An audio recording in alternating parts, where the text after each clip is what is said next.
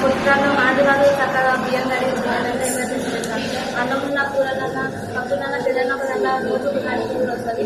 Aunty వాళ్ళకి చెప్తేనేమో చేయాలంటే చేస్తారు. ఆంటీ వాళ్ళకి మీకు పెట్టినప్పుడే పనులు పెట్టినప్పుడే అది పెట్టినప్పుడు ఇప్పుడు మా చేయాలంటే ఎవరు చేస్తారు.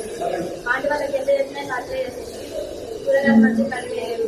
అన్నం బియ్యం పెట్టి నా లోపల పెట్టేస్తారు. ట్యాక్సీలో పెట్టింది ముందుపోయిన కూరగాయలు అట్లే వాళ్ళకి అన్ని పోయకుండా అట్లే పురుగులు వచ్చినా సరే అట్లే ఉంటారు. చెప్పమ్మా, ఫుడ్ బాగానే ఉందా? రోజు అన్నంలో పురుగులు కర్రీ ఇలా సాంబార్ రోజు పురుగులు వస్తాయి. అసలు ఫుడ్డే బాగాలేదు.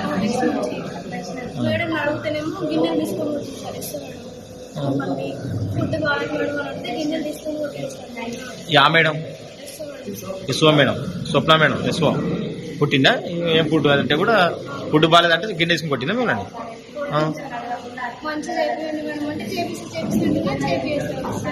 యశ్వ రోజు అట్లే వస్తాం. అసలు ఏం బాగాలేదు.